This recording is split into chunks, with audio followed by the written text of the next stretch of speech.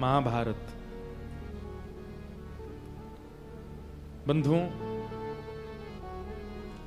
कभी कभी मन में विचार करता हूं कि हम भारतवासी कितने सौभाग्यशाली हैं कि हमारे पास ऐसे ऐसे दिव्य ग्रंथ हैं जहां पर हर भाव का समाधान। महाभारत के लिए हमारे आचार्य जन कहते हैं यन्ने भारत तन्ने भारत।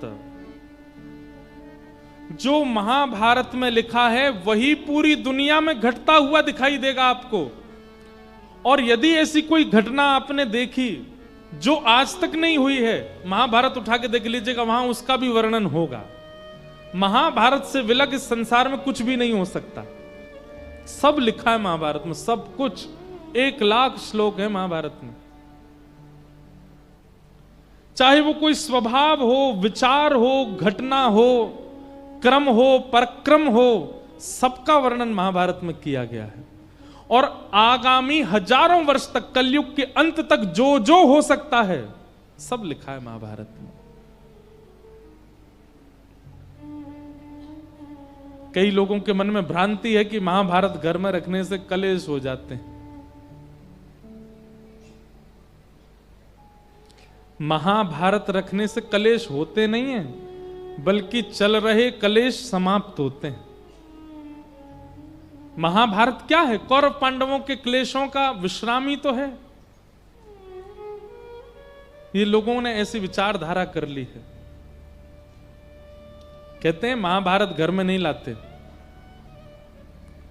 फोन में इतनी गंदगियां रखते हैं, उससे कोई दिक्कत नहीं है। घर में मरे हुए जीवों को बना देते हैं, उससे दिक्कत नहीं है। पेय पदार्थ के रूप में गलत वस्तु पी लेते हैं, उससे कोई दिक्कत नहीं है। लेकिन महाभारत जैसा पवित्र ओहो नहीं, इसको घर में नहीं लाना, लड़ाई हो जाएगी सब लोगों में। ये हमारी दुर्बुद्धि नहीं है तो क्या है? मृत्यु सबकी होनी है। मैंने तो विचार भी किया है, कभी अवसर मिलेगा एक बार महाभारत की कथा कहने। महाभारत की कथा 7 दिन की नहीं होगी, 1 महीना की होगी। और महाभारत की कथा के बड़े नियम हैं। जैसे पांडवों ने यज्ञ किए थे वैसे यज्ञ होते हैं, यज्ञ के साथ फिर वो उसके क्रम है। प्रवचन तो हो सकता है महाभारत का 1 महीने का होगा, लेकिन करना है एक बार। कभी बिहारी जी कृपा करेंगे तो करेंगे। महाभारत यदा मृदे कौरव संजयानाम, श्रीमद् भागवत में थोड़ा सा अंश है महाभारत का, बहुत ध्यान से सुनिएगा। महाभारत का युद्ध अपने अंतिम पड़ाव पर था। दुर्योधन और भीम के बीच में अंतिम युद्ध चल रहा था। और तभी भीम ने अपनी गदा का खूब प्रहार किया, लेकिन दुर्योधन का उससे बाल बांका भी नहीं हो रहा था, क्योंकि दुर्योधन का सर्वांगीण अंग लोहे का है। हार करके भीम ने एक बार अर्जुन के रथ की ओर देखा, तो ठाकुर जी ने इशारा किया, जंघा पे मारो। भीम ने विचार नहीं किया कि भाई पैरों पर और नाभि से नीचे प्रहार करना धर्म युद्ध में मना है। उसने कहा ठाकुर जी आज्ञा कर रहे हैं, अब ये जाने इनका काम जाने, मैं तो कर देता हूं। और तुरंत उसने जंघा पर प्रहार किया। बिल्कुल विचार नहीं किया कि नाभि से नीचे मना है मारना। और महाभारत युद्ध पांडव जीत गए, कौरव हार गए। लेकिन इस बात की खबर जब बलराम जी को पड़ी कि महाभारत युद्ध में अधर्म किया गया, नाभि से नीचे योद्धा के प्रहार किया गया, बलराम जी क्रोध में भर करके आए और आकर के भीम को नष्ट करने का प्रयास करने लगे। भगवान ने आकर के रोका। ठाकुर जी ने कहा, दाऊ दादा आप इतने क्रोध में क्यों, क्या बात है? बलराम जी बोले, लाला देख, ये अधर्म मेरे सामने होएगा, मैं सहन ना करूंगा। धर्म युद्ध में नाभि से नीचे प्रहार करना मना है। तो इसने नाभि से नीचे प्रहार किया क्यों? और मोह पता चली तेने आज्ञा दई आकू, तेने भी धर्म विरुद्ध आज्ञा कायकू दई।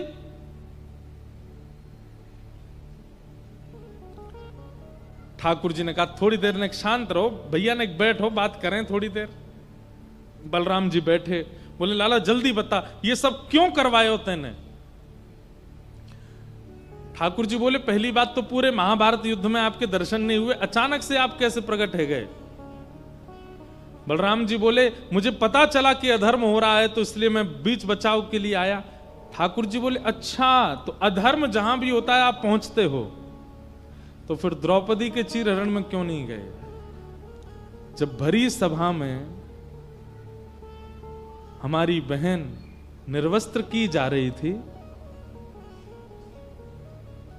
वहां दुशासन वस्त्र खींच रहा है, दुर्योधन कह रहा है मेरी जंघा पे बैठाओ, और भीष्म पितामह कृपाचार्य द्रोणाचार्य सब नीची नजर करके बैठे थे।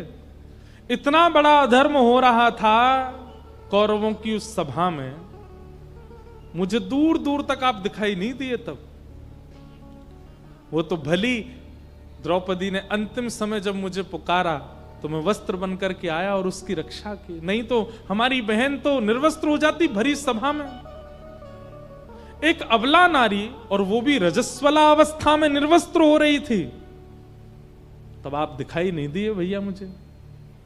और आज उसी महिला को निर्वस्त्र करने वाले की जंघा पर प्रहार कर दिया तो आप बीच बचाव करने आ गए, और यहां धर्म का पाठ पढ़ाने आ गए कि नाभि से नीचे प्रहार करना धर्म होता है।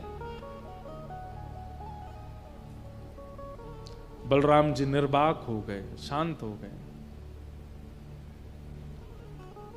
बंधुओं, आप एक भी विषय ऐसा महाभारत का उठा लीजिए जिस पर आपको संशय हो रहा हो कि ठाकुर जी ने ये गलत किया, और उसका समाधान पूछिएगा किसी से, ठाकुर जी की बुद्धि की पराकाष्ठा आप पहचान नहीं सकते। एक क्रिया भी ऐसी नहीं है पूरी महाभारत में जहां पर आप भगवान पर प्रश्न उठा सको कि इन्होंने ये गलत किया।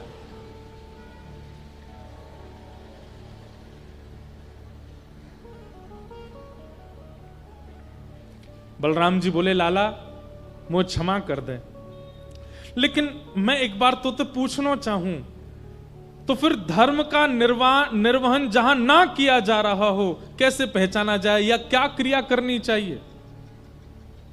ठाकुर जी बोले अब इसका विस्तार तो हम अर्जुन को दे चुके हैं गीता के रूप में, लेकिन भैया हमारी एक बात सुनो। दुर्योधन जैसे अधर्मियों को यदि कभी मारने की नौबत आए और उस समय यदि अधर्म ही किया जाए, अधर्म से मारा जाए, तो कोई दोष नहीं।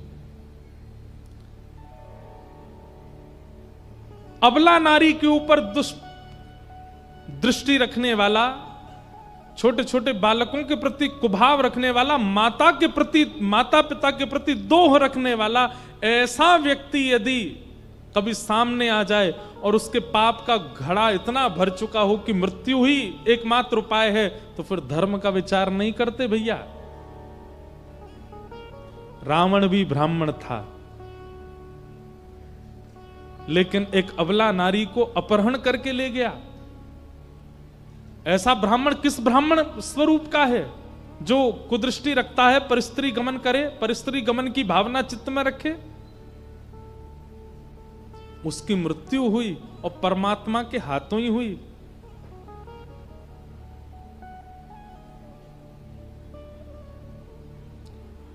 दुर्योधन को मारते समय हमें वो मानव नहीं दिख रहा था, योद्धा नहीं दिख रहा था, एक कुदृष्टि रखने वाला और अबला नारी पर दुष्दृष्टि रखने वाला वो व्यक्ति दिख रहा था, राक्षस दिख रहा था। इसलिए उसको मारने के लिए नाभि से नीचे प्रहार मैंने आज्ञा देकर के करवाया।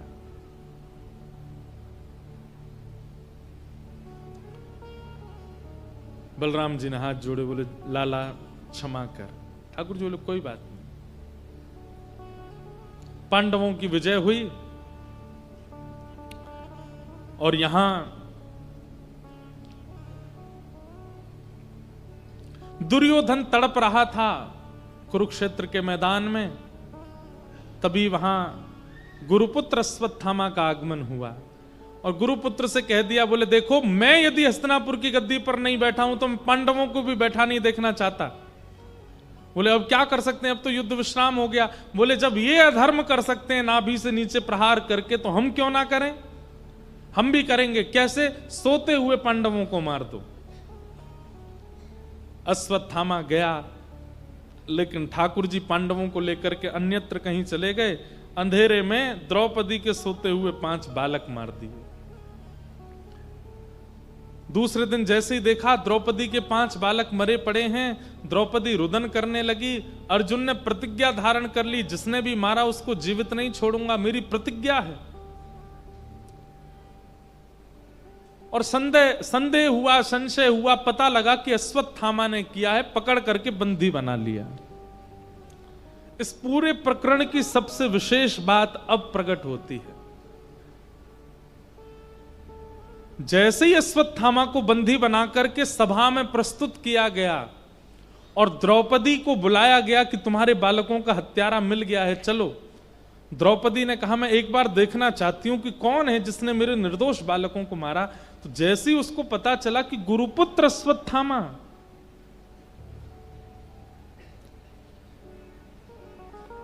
आहा, तथा हतं पशुवत् पाशवद्ध मवाङ्मुखं कर्म जुगुप्सितेन निरीक्ष्य कृष्णापकृतं गुरुसुतं वामस्वभावा कृपया ननामच। बहुत ध्यान से सुनिएगा। पशुवत पाशबद्ध, जैसे किसी पशु को बांधा जाता है ऐसे बांध करके लाए अश्वत्थामा को, और चला करके नहीं लाए, घसीट करके लाए अश्वत्थामा को। अब उसके कर्म देखे जाएं तो किसी को दया नहीं आएगी। बालकों को मारा है छोटे छोटे, लेकिन गुरुपुत्र है, हमारे गुरु का बेटा है, ये चिंतन करके निरीक्ष कृष्णापकृतम गुरु सुतम, द्रौपदी के नेत्र सजल हो गए और हाथ जोड़ करके अर्जुन से कहने लगी, अर्जुन इसको छोड़ दो, इसको ऐसे मत मारो, ये हमारे गुरु का बेटा है। जिन गुरु ने तुमको धनुष उठाना सिखाया, बाण चलाना सिखाया, रणभूमि में खड़ा होना सिखाया, जिन गुरु की कृपा से तुम योद्धा कहलाए, गांडीव धनुषधारी कहलाए, ये उनका बेटा है। उन गुरु के ऋण हैं हमारे ऊपर। चलो महाभारत युद्ध में वे विपक्ष में थे इसलिए मारे गए, लेकिन कम से कम उनके परिवार के प्रति तो थोड़ी कृतज्ञता रखो। बंधुओं, आपको सुनने में बहुत सामान्य सी बात लग रही होगी, लेकिन द्रौपदी उन बालकों की माता है जो मारे गए हैं, और अश्वत्थामा उनका हत्यारा है, और द्रौपदी उसके लिए कह रही है कि इसको मुक्त कर दो। वहां खड़े सब आश्चर्यचकित हो गए, लेकिन दूर खड़े श्री कृष्ण के नेत्र सजल हो गए। प्रेम से भर गया ठाकुर जी का चित्त, और ठाकुर जी ने द्रौपदी को अपना नाम दे दिया, निरीक्ष कृष्णा, मैं कृष्ण हूं और मेरी बहन कृष्णा। क्यों? दया का स्वभाव। बालकों के हत्यारे के लिए कहती है कि इसको छोड़ दो।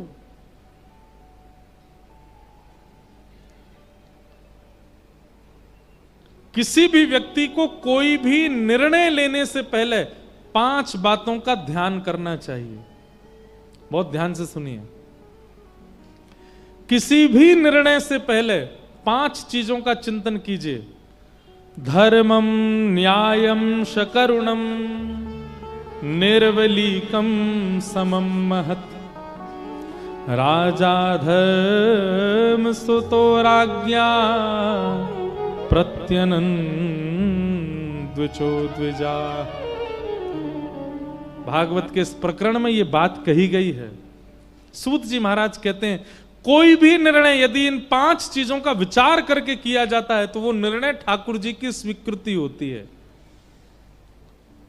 आप निर्णय लेते हो, लेकिन कई बार ठाकुर जी उसमें स्वीकार नहीं होते और उसके कारण आपको फिर पाप भोगना पड़ता है। ठाकुर जी की स्वीकृति तब मानी जाती जब 5 बातों का ध्यान रखा जाए। कौन कौन सी?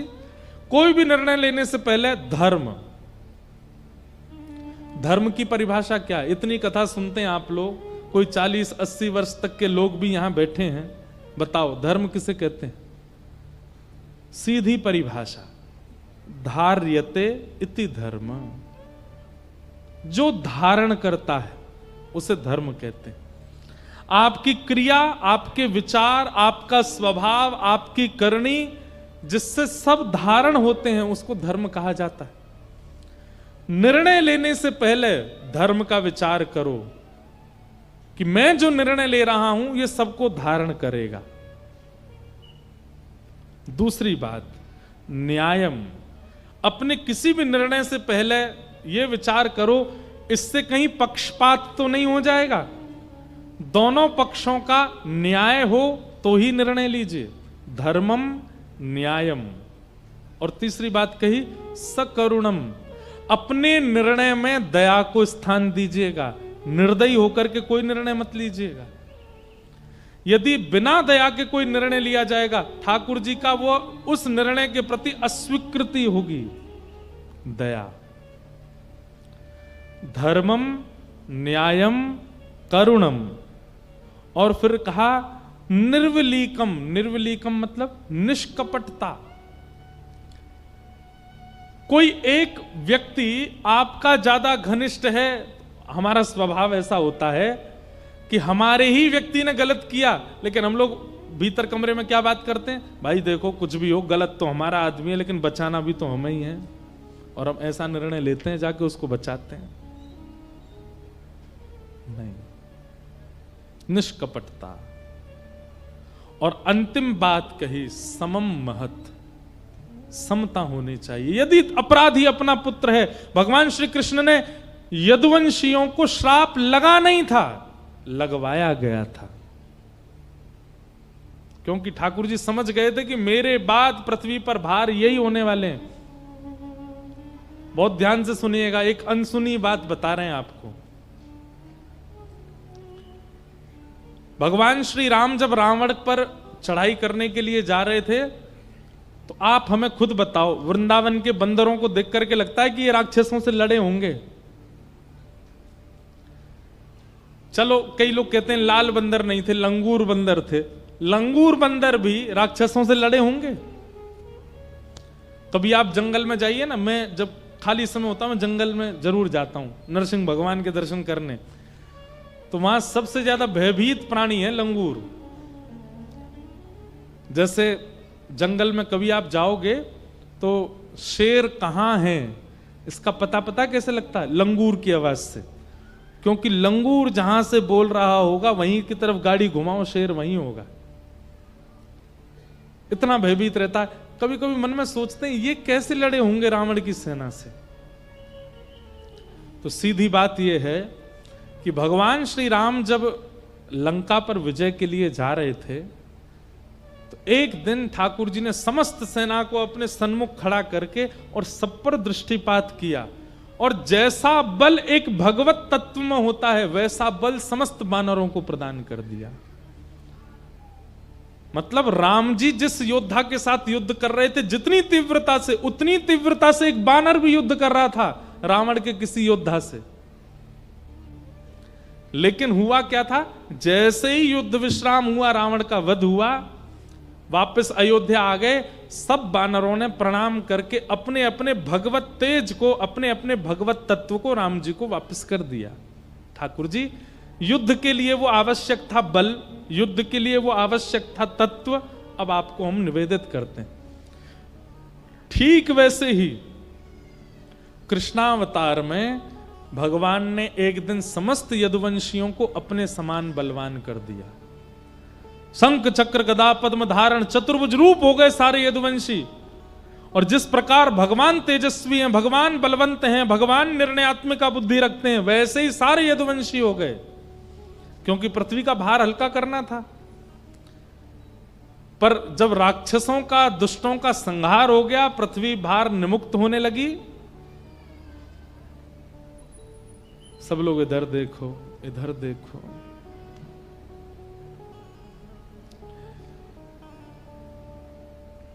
क्या बता रहा था मैं? हाँ, तो पृथ्वी जब भार विमुक्त हो गई,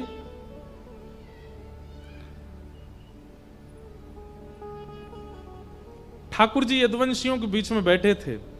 ठाकुर जी के मन में ऐसा नहीं था, पर ठाकुर जी चाहते हैं कि भाई इन यदुवंशियों को समझ में आना चाहिए कि मैंने बल दिया, अब ये बल उसको वापस कर दें, उसका क्या प्रयोग है? अब कोई प्रयोग तो है नहीं। लेकिन यदुवंशियों ने उस बल को वापस ना करके उसका मान करना प्रारंभ कर दिया। कोई यदुवंशियों से कहता हमारे घर में ब्याह है, द्वारिकाधीश से निवेदन कर दो वे आ जाएं। यदुवंशी कहते द्वारिकाधीश क्यों? द्वारिकाधीश ही क्यों आए? अरे वो चतुर्भुज हैं, वो बड़े बलवान हैं, वो भगवान है। बोले बता वो क्या कर सकते हैं जो हम नहीं कर सकते? हम करके दिखाएं। ये देख सुदर्शन चक्र हमारा भी घूमता है, ये देख गदा हमारे पास भी है, ये देख हम भी उन्हीं की तरह विराट हो जाते हैं। ऐसा अभिमान यदुवंशियों में आने लगा।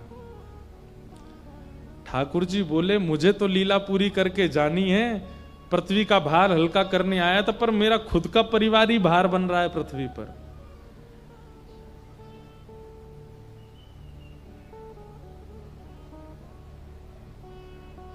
ये बल मैंने दिया और उस बल को लेकर के ये सब अभिमान कर रहे हैं। भगवान बोले इनका संहार ही पृथ्वी को बचा सकता और कुछ नहीं हो सकता। तब संतों का माध्यम लेकर के यदुवंशियों को शापित कराया गया, क्योंकि अपना परिवार है, स्व परिवार को कोई नष्ट नहीं कर सकता। भगवान अपने परिवार को स्वयं नष्ट क्यों करें? इसलिए संतों को माध्यम, क्योंकि जानते हैं इनको बल का इतना अभिमान है कि अभिमानी व्यक्ति कथा में नहीं जाता, सत्संग में नहीं जाता, संत जनों को प्रणाम नहीं करता, गुरुजनों के सामने नतमस्तक नहीं होता। यदुवंशी कथा सुनते ही नहीं थे, सत्संगों में जाते ही नहीं थे। कोई कहता भी था हमारे घर कथा हो रही है आप आना, यदुवंशी कहते हमारे चाचा स्वयं भगवान है विराजो, हमारे चाचा स्वयं भगवान है, हमें आने की क्या आवश्यकता? इधर देखो, यहां देखो।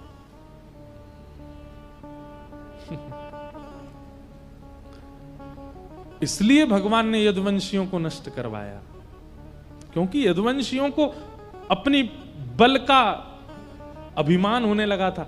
और एक बात और कह दूं, कहीं ना कहीं हम लोगों को भी अपने बल का अभिमान होता है।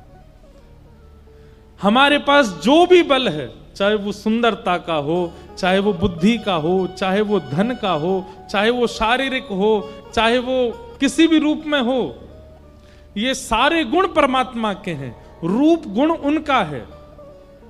लक्ष्मीपति वे हैं, ऐश्वर्य उनका गुण है। ये सारे गुण जो हम मानवों के अंदर छींटे के रूप में पड़े हैं, ये सारे गुण परमात्मा के हैं, हमारे नहीं है।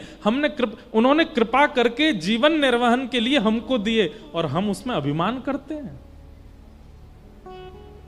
मैं इतना धनवान, मैं इतना बलवान, मैं इतना योग्यवान, मैं इतना श्रेष्ठ। विचार कर लेना अभिमान करने से पहले, जैसे यदुवंशियों की गति हुई, हमारी नहीं हो जाए कहीं। अपने बल का नित्य निवेदन किया करो ठाकुर जी को। ठाकुर जी मैं तो बिल्कुल योग्य नहीं था, आपकी कृपा से 50 लाख की गाड़ी में घूम रहा हूं।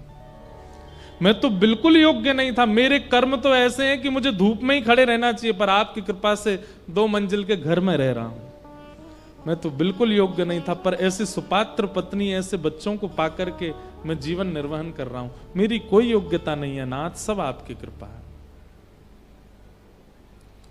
ये विचार सदैव चित्त में रखा कीजिए। इसलिए हनुमान जी इतने प्रिय हो गए, इसलिए बानर इतने प्रिय हो गए, यदुवंशी प्रिय नहीं हुए ठाकुर जी के, क्योंकि बल का अभिमान है।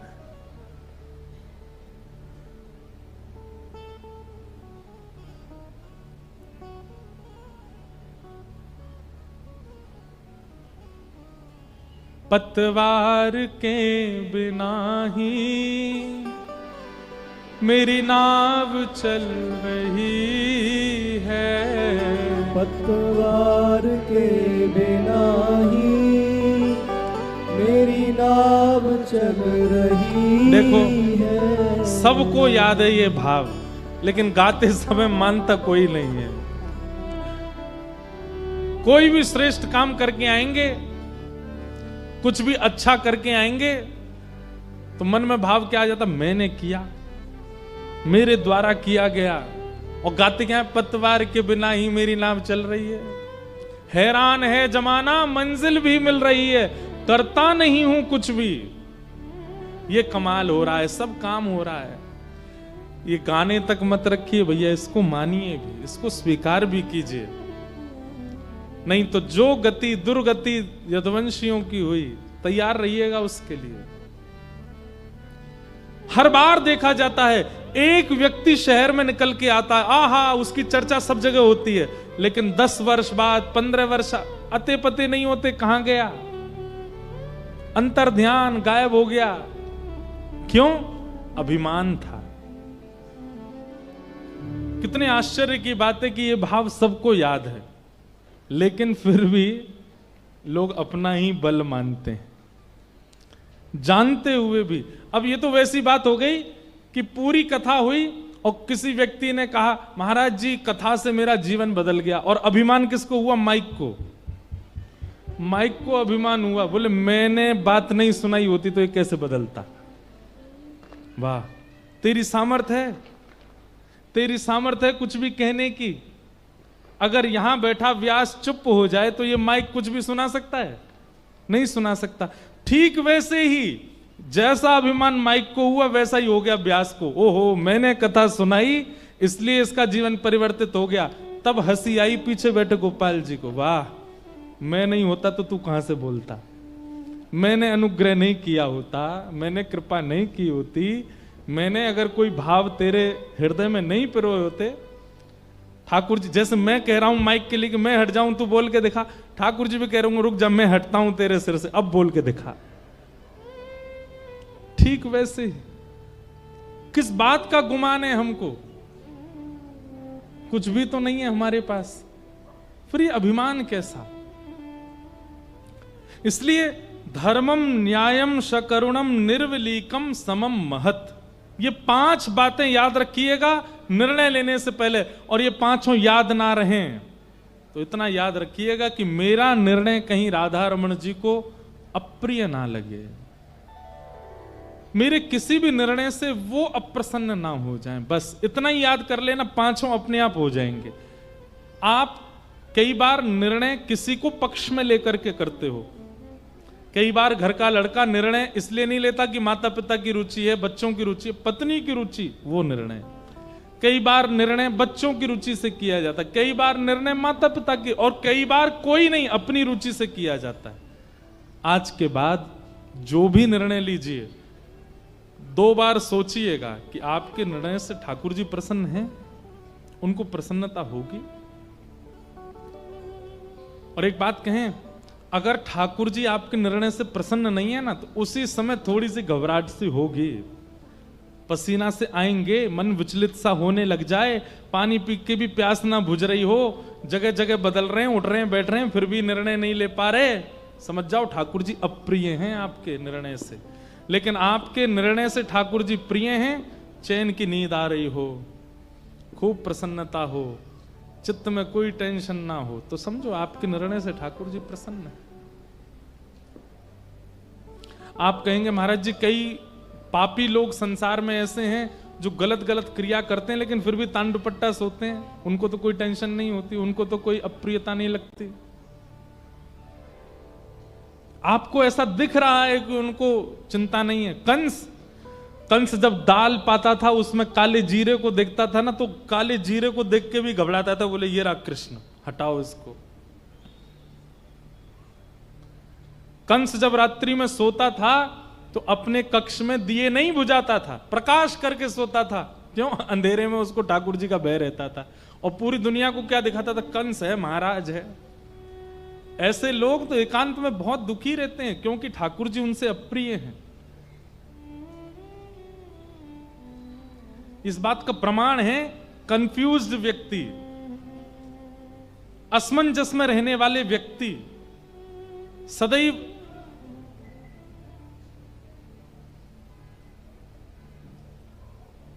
उलझनों में रहने वाले व्यक्ति, ऐसे जैसे बाहर के हैं, इनसे अप्रिय ही रहते हैं ठाकुर जी। और जिससे ठाकुर जी राजी है ना, वो सरल दिखेगा, सहज दिखेगा, उसके चित्त पे ज्यादा आपको। हमारे पूज्य श्री मलुकपीठ वाले महाराज जी कई बार देह का कितनी पीड़ा में होते हैं, पर प्रसन्न चित्त रहते हैं। क्यों? ठाकुर जी उनके निर्णय से प्रसन्न है, ठाकुर जी उनसे राजी हैं। हमारे स्थान वाले अभी महाराज जी, तटीय स्थान वाले महाराज जी, वे भी अभी देह से थोड़े पीड़ित थे। देह का तो धर्म है, वो पीड़ा तो जब माधवदास जी को हो सकती है तो आजकल के संतों को भी होती है। तो ये कोई चिंता, इसमें चिंता तो होनी चाहिए, पर इसमें कोई आश्चर्य का विषय नहीं है। माधवदास जैसे महापुरुष, उनके प्रसंग आते हैं कि उनको पेट का एक रोग हो गया, जिसके कारण वो पड़े पड़े ही सब क्रिया कर देते थे। तो ठाकुर जी सेवा करने आए उनकी। तो पीड़ा तो उस काल में भी, देह तो देह है, वो तो प्रारब्ध भोगेगा, लेकिन उसकी पीड़ा संतों के मुखमंडल पर दिखाई नहीं देती, वो फिर भी प्रसन्न रहते हैं। हमारे पूज्य चित्र विचित्र महाराज जी के पूज्य गुरुदेव भगवान, हमारे रसिका बाबा, जिनने उनके दर्शन किए होंगे उनको पता होगी। आज बाबा बैठे थे साथ में दोपहर में, तो चर्चा हो रही थी, और चर्चा में बाबा ने एक बात कही।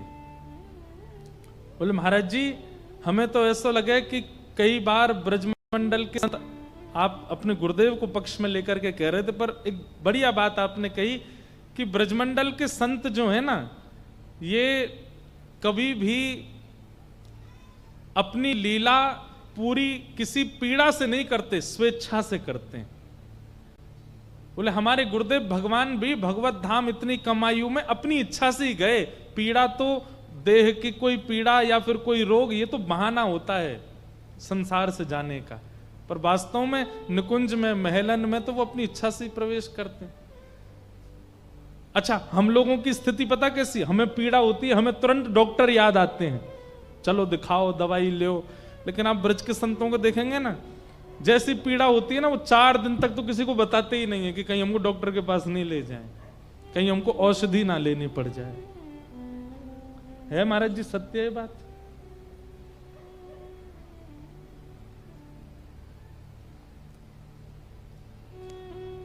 हमारे पूज्य श्री प्रेमानंद जी महाराज, कितनी अभी उनको, अगर जिस स्थिति में वो हैं, उस स्थिति में हम अगर हैं तो हम कथा में भी नहीं आ सकते, हम कथा सुनने तक नहीं आएंगे, हम कहने तक नहीं आएंगे, लेकिन वो फिर भी इतना भ्रमण करके जाते हैं, इतने लोगों के बीच रोज अपनी वाणी का प्रकाश करते हैं, लोगों के संशय दूर करते हैं। और मुखमंडल देखो ऐसा प्रसन्न चित्त रहता। हम होते तो तोते उड़ गए होते सबरे चेहरा के,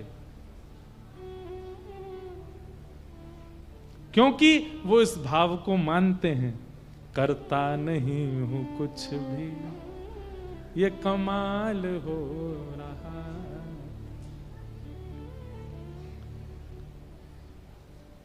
उनसे ठाकुर जी प्रिय हैं, जिनसे ठाकुर जी प्रिय हैं, उनके जीवन में आने वाली अनंत विपत्तियों में भी वो परम प्रसन्न दिखाई देते हैं। और जिनसे ठाकुर जी अप्रिय हैं, वो बड़े बड़े उत्सवों में भी ऐसे मुंह फुलाए बैठे रहेंगे, बस रोने वाले हैं, नेक देर में बस रो ही जाएंगे। किसी किसी को कहो भैया रो क्यों रहे? रो नहीं रहा हूं, मेरा चेहरा ही ऐसा है। उनकी प्रसन्नता कभी आती नहीं मुखमंडल पर, ठाकुर जी अप्रसन्न है उनसे।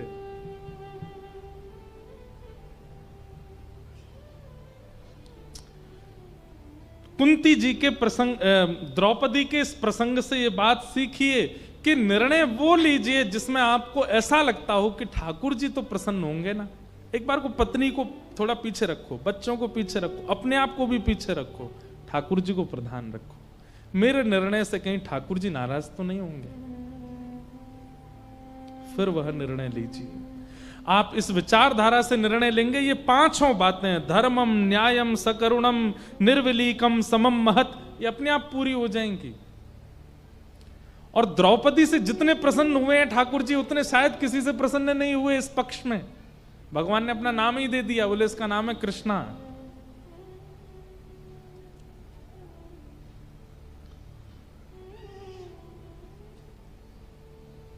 महाभारत युद्ध जब सुनिश्चित हुआ तो भगवान ने तो कह दिया था कि मैं शस्त्र अस्त्र नहीं उठाऊंगा, और जब भगवान ने यह कहा कि मैं अस्त्र शस्त्र नहीं उठाऊंगा, तो दुर्योधन बोला एक काम करिए, फिर आप कौरव पक्ष में, महाराज जी वैसे हम तो बहुत बलवान हैं, आप एक काम करो, आप पांडवों के पक्ष में चले जाओ। बड़ा चतुर है दुर्योधन।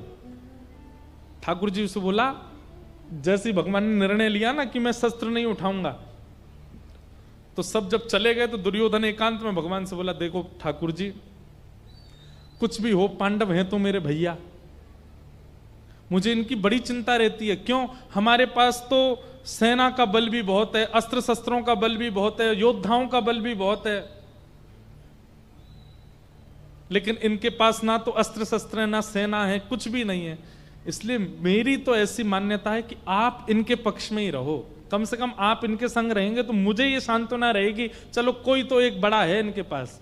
भगवान बोले, सब समझ रहा हूं मैं तेरी बात। और दुर्योधन भगवान की सेना लेकर के आ गया। भीष्म पितामह बैठे थे। भीष्म पितामह ने जैसे दुर्योधन को देखा तो दुर्योधन से बोले, ए दुर्योधन, तुम द्वारिका गए थे भगवान को लाने के लिए, क्यों नहीं लाए?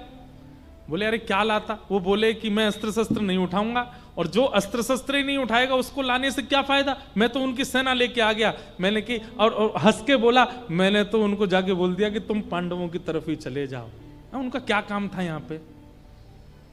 भीष्म पितामह बोले, अरे मूर्ख, कितना गलत काम करके आज, तुझे क्या पता, वो कृष्ण हैं, कंस को मारने के लिए भी शस्त्र की आवश्यकता नहीं पड़ी थी उनको। मैं अपनी भाषा में कहूं तो क्वांटिटी और क्वालिटी, व्यापारी जितने बैठे हैं ध्यान से सुनना, क्वांटिटी और क्वालिटी। हमारा रुझान ज्यादातर किस तरफ होता है? क्वांटिटी की तरफ। संख्या अधिक होनी चाहिए सामग्री की, क्वालिटी पर ध्यान नहीं देते।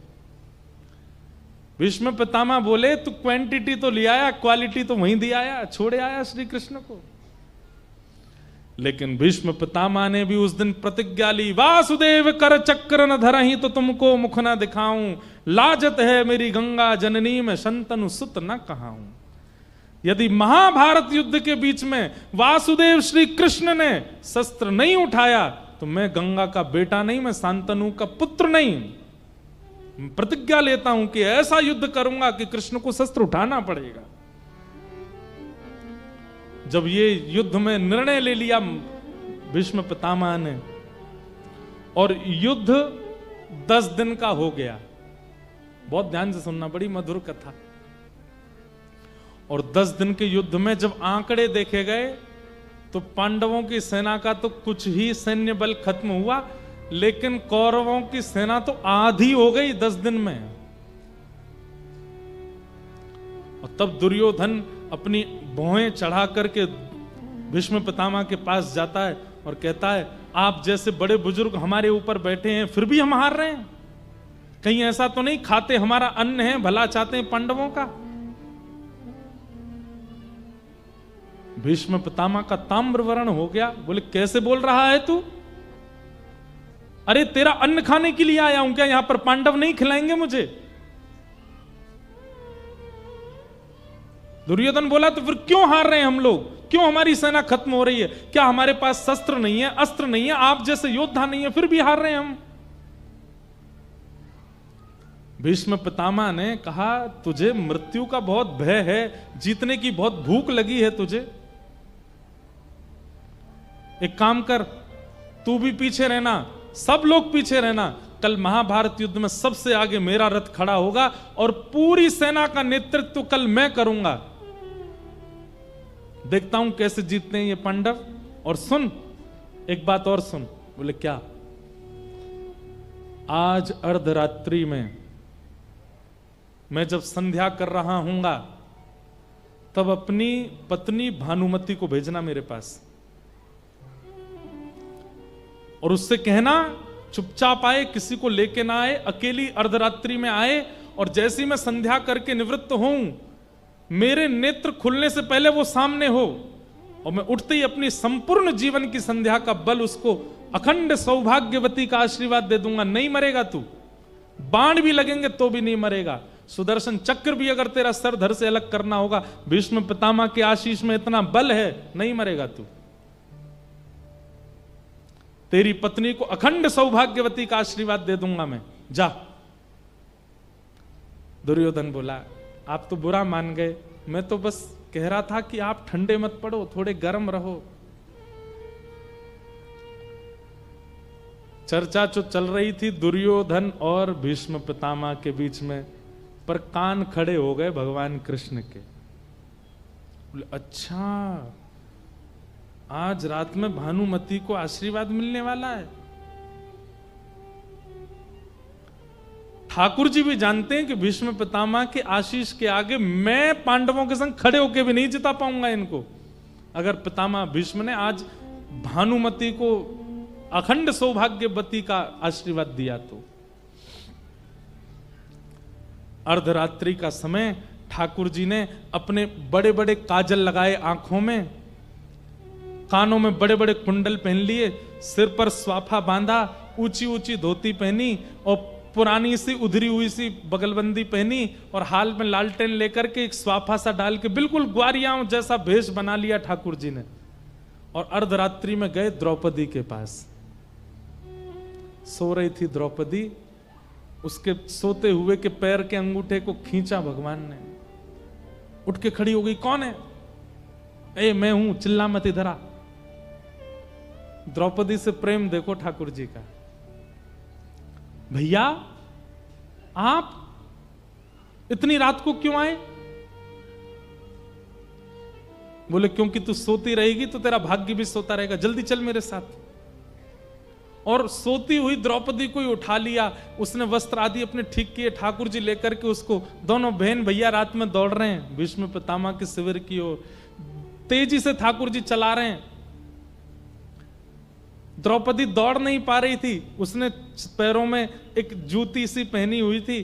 ठाकुर जी बोले क्या धीमे धीमे क्यों चल रही है? बोले अरे कन्हैया चलो ना जा रो, देख मेरे पामन में मैंने जूती पहनी। ठाकुर जी बोले रुक, पाम उठा, और उसकी दोनों जूतियां ठाकुर जी ने अपने हाथ से उतारी और अपने ऐसे बाम में दबा लिए। बोले अब ठीक है, चल हाथ पकड़, जल्दी दौड़, और लेकर के उसको दौड़ रहे।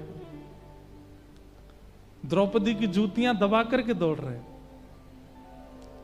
और समझाते जा रहे हैं, सुन, सब लोग ध्यान से सुनना। पितामह भीष्म के पास जा रहे हैं हम,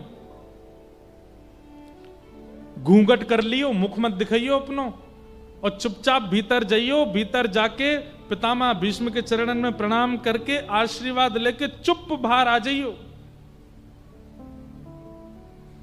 बोले दिन में भी तो जा सकते थे आशीर्वाद लेने, रात में क्यों जाना है? बोले सब बातें अभी नहीं बताऊंगा, बाद में बता दूंगा, बस जितना कह रहा हूं उतना करियो। और कहीं वो पूछें कि अकेली आई हो तो बस इतना कह दियो, अकेली नहीं आई, हमारी गौशाला का ग्वारिया साथ में आया है, वो मुझे राखी बंधवाता है, मेरा भैया, ऐसा ऐसा करके कुछ कह दियो, नौकर आया हमारा। और तुरंत बस इस बात का ध्यान रखियो, आशीर्वाद लेती भगियो वहां से। द्रौपदी बोली ठीक है। ठाकुर जी तो बाहर ही रुक गए, द्रौपदी को भेजा, जाओ भीतर। भानुमति आवे उससे पहले द्रौपदी पहुंच गई और घूंघट करके भीष्म पितामह के सामने जाकर के बैठ गई। भीष्म पितामह संध्या वंदन कर रहे थे और संध्या पूर्ण करके एक संत कह रहे थे कि भानुमति भी आ गई थी। भानुमति घुसने वाली थी, ठाकुर जी दौड़े दौड़े वहां के पास गए। बोले अरे आप यहां क्या कर रही हो? बोले मैं ठाकुर जी ने रूप बदल रखा था, पहचान में आ नहीं रहे थे। बोले मैं तो आपको ही ढूंढ रहा हूं इतनी देर से। बोले क्या हुआ? बोले दुर्योधन को हृदय में पीड़ा हो रही है, बहुत जोर से आपका नाम बोल रहा है, जल्दी जाओ उसके पास। भानुमति बोली अब भाई जिसके सौभाग्य का आशीर्वाद लेने आए उसी को ही अटैक पड़ रहा है तो चलो। दौड़ करके भानुमति गई दुर्योधन के पास और वहां दुर्योधन चुपचाप बैठा था, शांत। भानुमति जैसे ही पहुंची, पतिदेव स्वामी क्या हुआ? बोले क्या हुआ? तो लिया ही आशीर्वाद, भीष्म पितामह मिल लिए? वो नहीं, मुझे तो एक ग्वारिया मिला, वो बोला कि तुम्हारे हृदय में दर्द हो रहा है, मैं तो दौड़ी। अरे तूने क्या किया, जल्दी जा दौड़ के। इतने में तो खेल कर दिया ठाकुर जी ने। अंदर द्रौपदी गई हुई थी। भीष्म पितामह के नेत्र खुले, अपनी माला को नेत्रों से लगा करके और तुरंत अपने हाथ में जल लिया। आ गई भानुमति? द्रौपदी बोली बोलना कुछ नहीं है, सिर हिलाई। भीष्म पितामह गए और अपने हाथ में जल लेकर के, अपने संपूर्ण जीवन में मैंने अखंड ब्रह्मचर्य का पालन किया, मैंने ये नित्य कर्म किए, मैंने ये पूजा की, मैंने गायत्री की उपासना की। हे विधाता, संपूर्ण बल अखंड सौभाग्यवती का मैं आशीर्वाद देता हूं। और जल छोड़ करके और दोनों हाथों से अखंड सौभाग्यवती भव, द्रौपदी को आशीष दे दिया। तेरा सुहाग अखंड हो जाए, कोई नहीं मार सकता उसको। जैसे ही द्रौपदी ने सोचा अखंड सौभाग्यवती भव, और आज युद्ध में यही बाण लेके भाग रहे थे अर्जुन के पीछे, तो द्रौपदी ने सोचा ये आशीर्वाद देके कल कहीं मुकर ना जाएं, इनको जिम्मेवारी इनकी याद दिला दूं। तुरंत द्रौपदी ने अपना घूंघट ऊपर किया और बोली, याद रहे 5 में से एक का भी बाल बांका नहीं होना चाहिए। और पितामह, अब संपूर्ण महाभारत युद्ध में आपकी जिम्मेवारी है। युद्ध के अंतिम दिन मेरे सुहागों को आप लेके आओगे मेरे पास, आपने आशीष दिया। भीष्म पितामह घबरा गए। द्रौपदी, मैंने तो भानुमति को बुलाया था, तू कहां से आ गई यहां पे? द्रौपदी ने तुरंत घूंघट किया, दौड़ने लगी। रुक जा, वहीं पर खड़ी हो। भगवान ने मना किया तब बोलना नहीं, लेकिन मानी नहीं। अब तो रुक गई द्रौपदी। भीष्म पितामह गए, इतनी रात को तू क्यों आई यहां पर? तुझे कैसे पता कि मैं आशीष देने वाला हूं? द्रौपदी थोड़ी सी सहम गई और बोली, मैं आपकी पुत्रवधू नहीं हूं, मुझे आपके आशीर्वाद का अधिकार नहीं। भीष्म पितामह बोले, नहीं नहीं, मैं ऐसा नहीं कह रहा हूं, तू भी आशीर्वाद की अधिकारिणी है, लेकिन अब क्या करें, अब देना भानुमति को था पर द्रौपदी को मिल गया। यहां तो पूरा पासा ही पलट गया, पूरा पक्ष पांडवों के पक्ष में चला गया। ये तो पूरा युद्ध पांडव जीत गए। अब भीष्म पितामह थोड़े भावुक हो गए, बोले अब मैं कुछ नहीं कर सकता, अब तो विजय पांडवों की निश्चित है। कोई बात नहीं बेटा, तू सौभाग्यवती रहे, तू सदा प्रसन्न रहे, तू सदा आनंद में रहे, और अब तेरे पांडव विजयी होंगे। द्रौपदी बोले, ठीक है मैं जाती हूं। थोड़ी देर में भीष्म पितामह का थोड़ा, बोले पांडवों की जीत होना, अर्धरात्रि में भानुमति का द्रौपदी में परिवर्तित हो जाना, ये कोई संयोग से कम तो नहीं है। ए द्रौपदी, रुक रुक रुक रुक, अकेली आई है तू? द्रौपदी बोली, हाँ अकेली आई हूं। नहीं अकेली तो नहीं हूं, पर साथ में कोई ऐसा नहीं है, वैसे तो है पर है नहीं। क्या बोल रही है, स्पष्ट बता, कौन आया साथ में? गोपाल भैया। कौन गोपाल भैया? बोले ग्वारिया है, हमारे यहां दूध काटता है, मुझसे राखी बंधवाई उसने। भीष्म पितामह बोले, जरा चलियो, मैं भी तो देखूं तेरा गोपाल भैया कैसा। द्रौपदी बोली, आप इतने महान योद्धा छोटे से ग्वारिया से मिलेंगे, अच्छा लगता, आप विराज में। बोले नहीं नहीं, ऐसे योद्धाओं की तो हमको जरूरत है, चल तो सही बाहर। दूर ठाकुर जी पहरेदारी कर रहे थे कि कहीं भानुमति नहीं आ जाए, और यहां चिंता कर रहे थे कि द्रौपदी इतनी देर क्यों लगा रही है। इतने में ही शिविर से बाहर आकर के अर्धरात्रि का समय, और भीष्म पितामह ने शेर की तरह गर्जना करके कहा, कहां है गोपाल भैया? ठाकुर जी ने जैसे ही भीष्म पितामह की आवाज सुनी, 2 पटक तो वहीं लगी ठाकुर जी को। बोले सब काम खराब कर आई, बार बार कहा था बोलना नहीं भीतर जाके, और सब खत्म कर आई होगी। ठाकुर जी धीरे धीरे आए। जी हुजूर, हम हैं। बोले इधर आओ। ठाकुर जी गए, हुलिया बदल के आए थे। लालटेन थोड़ी तेज करी भीष्म पितामह ने, मुखमंडल थोड़ी पकड़ी ठाकुर जी की, नेक ऊपर करना मुख, नेक आंखें खोल के देखो, ये आंखें क्यों बंद कर रखी हैं तुमने? बोले बंद नहीं, काजल ज्यादा लग गया है। बोले खोलो इसको ढंग से।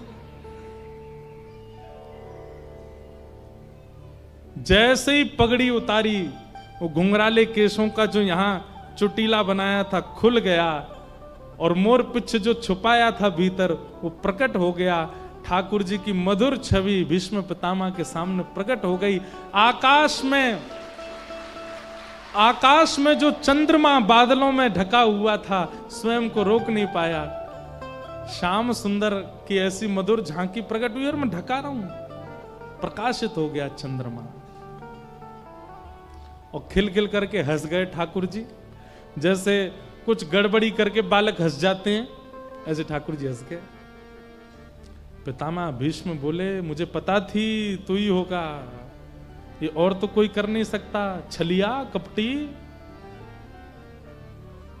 तेने भानुमति को द्रौपदी में बदल दिया, कौरवों को पांडवों में बदल दिया, सारा रुख ही बदल दिया महाभारत का। ठाकुर जी बोले हम जय जय हैं। कौन है? बोलो वृंदावन बिहारी लाल की जय। ठाकुर जी बोले हम जय जय हैं।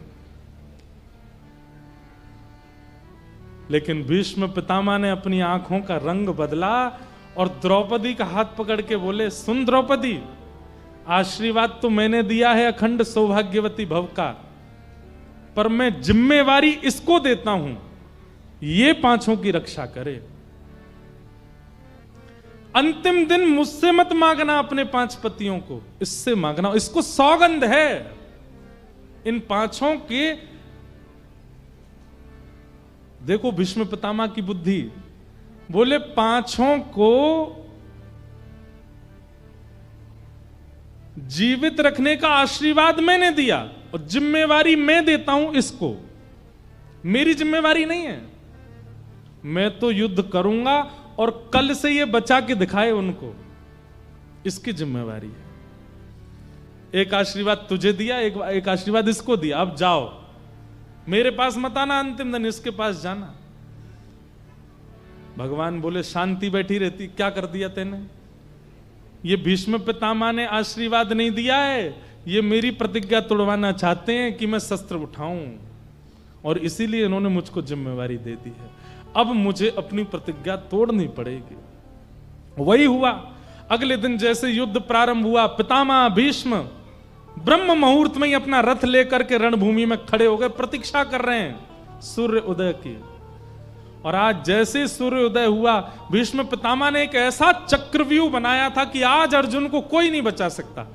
और युद्ध प्रारंभ होते ही क्षण भर में उस चक्रव्यूह के अंदर अर्जुन आ गया, और पितामह भीष्म का बाण अर्जुन के ऊपर, कोई नहीं बचा पाएगा। भगवान ने चारों ओर दृष्टि घुमा करके देखा, आज तक तो बचा लिया था अर्जुन को, पर अब संभावना नहीं है। और पितामह भीष्म के पास एक ऐसी मंत्र विद्या थी, उस मंत्र विद्या से यदि उन्होंने बाण छोड़ दिया, जिसको मारने के लिए छोड़ा, वो गुफा में प्रवेश कर जाए, वो समुद्र में प्रवेश कर जाए, वो इंद्र के पास चला जाए, धनुष वहीं जाकर के उसको मारेगा। और उसी मंत्र का संधान करते हुए भीष्म पितामह ने अर्जुन को केंद्र में लिया, बोले भाग, जहां तक तेरी क्षमता हो भाग। उस समय भगवान कृष्ण के पहली बार पसीने आ गए मुखमंडल पर। एक तरफ मेरी प्रतिज्ञा और दूसरी तरफ अर्जुन, तीसरी तरफ द्रौपदी को वचन, क्या करूं? अर्जुन है मेरो प्राण, मैं हूं अर्जुन को प्राण, अर्जुन के जीवन को जीवन हमारो है। तब भगवान ने नेत्र बंद करके अपनी प्रतिज्ञा को तोड़ा, दूर पड़े हुए रथ के टूटे हुए चक्के को कूद करके ठाकुर जी ने दोनों हाथों में उठा लिया, और जिस प्रकार शेर झपटता है हाथी के ऊपर, दौड़े भगवान श्री कृष्ण रथांग पाणे बनकर के भीष्म पितामह को मारने के लिए। जैसे ही भगवान ने चक्र उठाया और दौड़े भीष्म पितामह की ओर, पृथ्वी कांपने लगी। भगवान श्री कृष्ण का अत्यंत प्रेममय स्वरूप नृसिंह रूप में परिवर्तित होने लगा।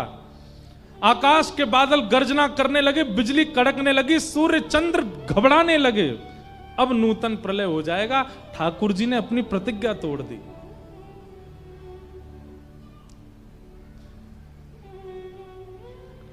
स्वनिगमम अपहाय मत प्रतिज्ञा मृतम अधिकर्तुम अवप्लुतो रथस्थः द्रथ रथ चरणो भयाशलद्गु हरिरिव हन्तुमिभं गतोत्तरीय। भगवान ने अपने उत्तरीय को, जो पटका पहनते हैं, उसको नीचे गेड़ दिया और भगवान के पटके ने पृथ्वी को शांत किया।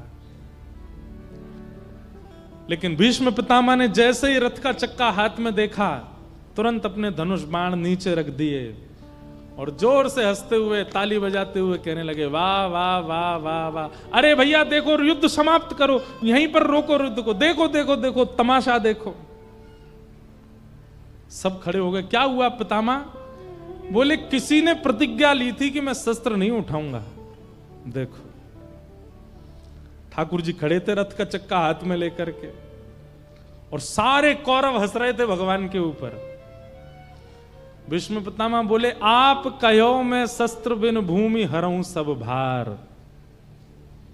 तू हमको क्षत्रिय ना गिने, बोले ही वचन विचार।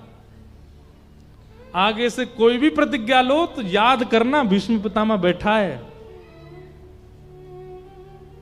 अब उत्तर है कोई आपके पास? उठा लिया आपने रथ का चक्का। हमारे रसिक जन कहते हैं, डार चक्र हरि हस पड़ो दियो उत्तर ब्रजराज। ठाकुर जी ने अपना चक्र दूर फेंका और हंसे जोर से। और क्या उत्तर दे रहे हैं? आज तजी प्रतिज्ञा मोरी, मैं तोरी प्रतिज्ञा काज। हे पितामह, आपने क्या प्रतिज्ञा ली थी? बहुत ध्यान से सुनिएगा, फिर हम कथा को विश्राम देते हैं। बहुत ध्यान से सुनिए इस बात को। ठाकुर जी क्या कहते हैं? पितामह, आपने प्रतिज्ञा क्या ली थी कि वासुदेव कर चक्र न धरहीं तो तुमको मुख न दिखाऊं, लाजत है मेरी गंगा जननी में शंतनु सुत न कहाऊं। आपने प्रतिज्ञा ली थी कि अगर वासुदेव कृष्ण ने चक्र नहीं उठाया तो मरते समय आप पट्ट गिरोगे। मतलब अगर भीष्म पितामह बोलते हैं वासुदेव कृष्ण ने चक्र नहीं उठाया तो मैं मृत्यु को प्राप्त होऊंगा, और मरूंगा कैसे? मुख नीचे की ओर, किसी को मुख नहीं दिखाऊंगा अपना, पृथ्वी की ओर मुख करके मरूंगा। भगवान बोले, यदि पृथ्वी की ओर मुख करके मरोगे तो अंतिम समय में मेरा दर्शन करते हुए प्राण कैसे त्यागोगे? और अंतिम काल में यदि मेरा दर्शन तुमको नहीं हुआ प्राण त्यागते समय, तो तुम्हारी सदगति कैसे होगी भीष्म पितामह? इसलिए तुम कहीं मुख नीचे करके ना मरना पड़े, मेरा दर्शन करते हुए तुम्हारी मृत्यु हो, उसके लिए तुम्हारी प्रतिज्ञा का पूरा होना जरूरी था। इसलिए मैंने अपनी प्रतिज्ञा को तोड़ दिया ताकि तुम स्तुति गा सके। मतलब ठाकुर जी की प्रतिज्ञा तोड़ने में भी भीष्म पितामह की भलाई है। ऐसा निर्णय कौन कर सकता है जैसे श्री कृष्ण है। ठाकुर जी अपनी प्रतिज्ञा पर अड़े रहते तो भीष्म स्तुति जो भागवत में गाई गई है ये होती ही नहीं। पितामह भीष्म स्तुति गा ही नहीं पाते, मुख नीचे करके कैसे स्तुति गाते। भीष्म पितामह बाणों की सैया पर लेटे लेटे ठाकुर जी का दर्शन कर रहे हैं, ये भी भगवान की ही कृपा है भीष्म पितामह के ऊपर। ऐसा द्रौपदी से प्रेम है ठाकुर जी का, और इस प्रेम का कारण क्या है? दया, चित्त में दया। ऐसे भगवान के भक्त वत्सल स्वभाव को, प्रेम स्वभाव को हम बारंबार प्रणाम करते हैं। बोलो भक्त वत्सल भगवान की। आज बंधुओं, एक तो बैठो, सब लोग कहां उठ के जा रहे हो, बैठो विराजो। आज कथा का विश्राम हो रहा है। अभी कल इसी समय से कथा प्रारंभ होगी, 7 साढ़े 7 बजे से कल कथा थोड़ी विलंब तक चलेगी, क्योंकि कल नंद घर आनंद भयो जय कन्हैया, कल खूब आनंद से नंदोत्सव मनाएंगे। आप सुनाम वाले कल सबरे बढ़िया पीरे पीरे बन के आइयो, पीरो पीरो चंदन लगा के आइयो, भाई लोग सब बढ़िया ग्वाला बन के आइयो, बहन सब गोपी बन के आवे। कल ठाकुर जी का मधुर उत्सव हम लोग करेंगे। आज हमारे बीच में जिन्होंने हमें कहकर के सुनाम भेजा, ऐसे हमारे चित्र विचित्र बिहारी दास बाबा को बारंबार व्यास मंच से प्रणाम। इन्होंने ही हमको आज्ञा दी थी, बोले महाराज जी सुनाम के भक्तन के बीच में कथा सुनानी है। हमने कि चलेंगे, जरूर सुनाएंगे। तो आज आपको प्रस्थान करना है।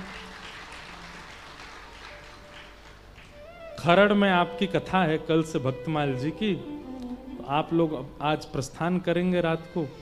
तो ऐसे तो हम जान ना देंगे, नेक रस में तो सब लोगन को आनंदित करानो ही है। तो आपके अभी भाव हम सुनेंगे। अब हम तो उतर नहीं सकते मंच से, तो हमारी जगह आप ही नाच लेना सब लोग, और आपके नृत्य में ही हम आनंदित हो जाएंगे। और हमने महाराज जी से कहा एक पंजाबी तो सुनानो ही है महाराज। हमको पंजाबी बोलनी नहीं आती, पर सब सुनने में बहुत सुख मिलता है। और फिर साथ में ही एक भैया और आए हैं अपने दो सखाओं को लेकर के। कहाँ है वो भैया, वो जिनके दो गुड्डा हैं, कहाँ ये? आहा, आओ दिखाओ ने, खड़े हो जाओ, आ जाओ, पहले इनसे ही मिले। आओ ऊपर आ जाओ।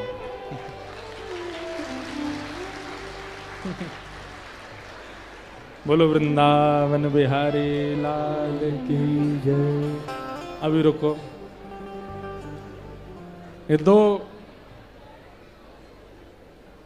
ठाकुर जी के, हमारी श्री जी के बड़े अच्छे सखा आए हैं। पहले इनसे एक वार्तालाप कर लेने कि इनकी सुन लें, वाके बाद में फिर महाराज जी के भाव सुन करके आनंदित होंगे।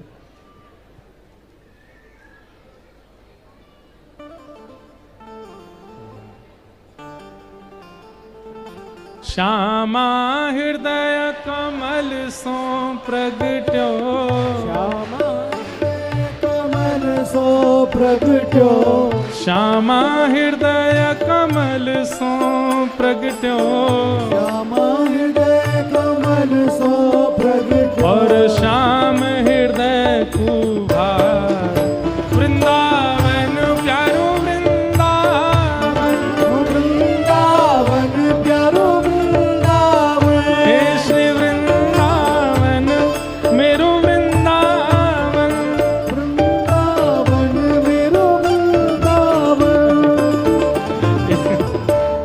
ये देखो दोनों हंस रहे हैं। ये जय हो आपकी। माला पहना दें, गिर तो ना जाएंगे। उतार लेना। नचाओ।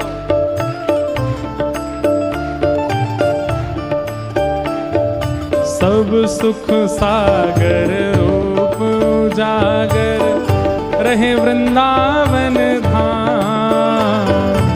सब सुख सागर रूप उजागर, रहे वृंदावन धाम। हे रूप गोस्वामी प्रगट कियो जहाँ, रूप गोस्वामी प्रगट कियो जहाँ, रूप गोस्वामी प्रगट कियो जहाँ, रूप गोस्वामी प्रगट कियो राधा गोविंद रूप निधान, वृंदावन मेरो वृंदावन, वृंदावन मेरो वृंदावन, हे श्री वृंदावन प्यारो वृंदावन, वृंदावन मेरो वृंदावन, रूप गोस्वामी प्रगट कियो जहाँ, रूप गोस्वामी प्रगट कियो राधा गोविंद रूप निधान, वृंदावन मेरो वृंदावन,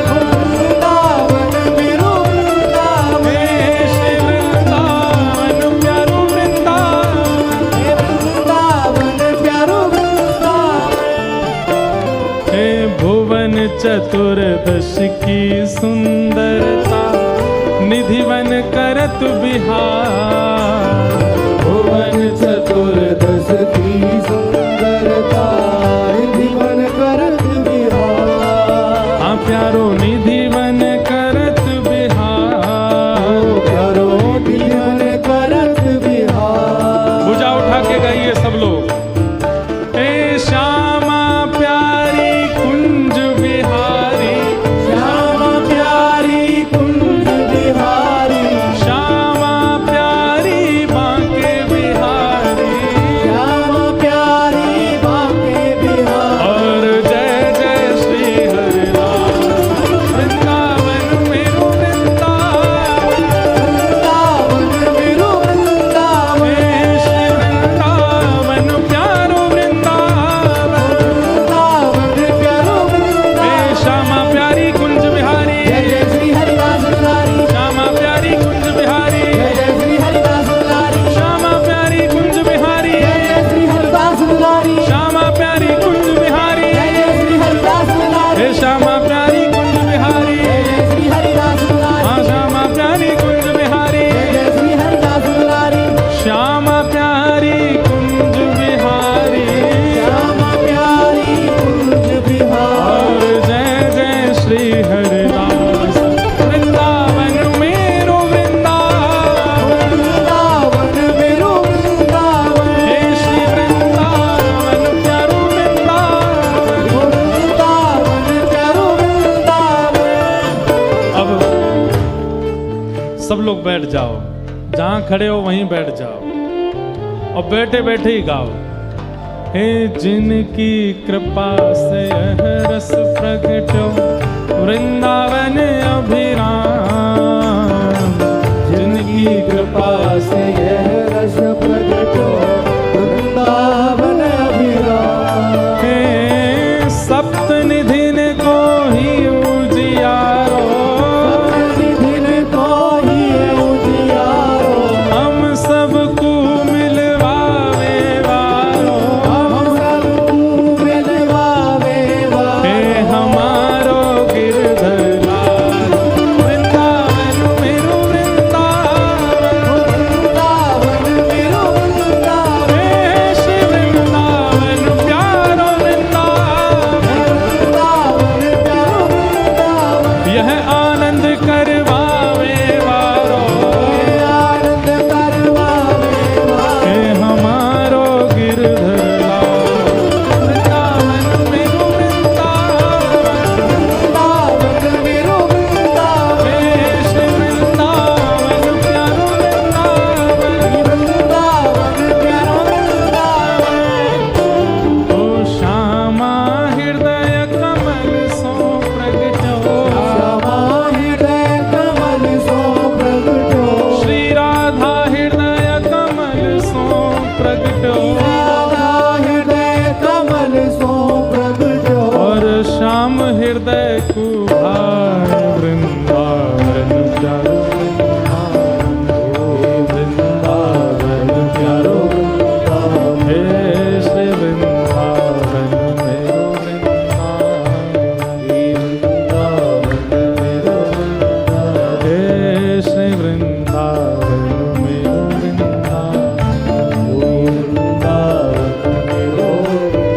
ओ श्री वृंदावन प्यारो वृंदावन। बोलो वृंदावन बिहारी लाल की, श्री राधा रमण लाल की, श्री राधा वल्लभ लाल की। पूछरी के लौटा की हुप हुप प्यारे। क्या बात है वंशी वारे, शाबाश। सबको जय श्री कृष्ण।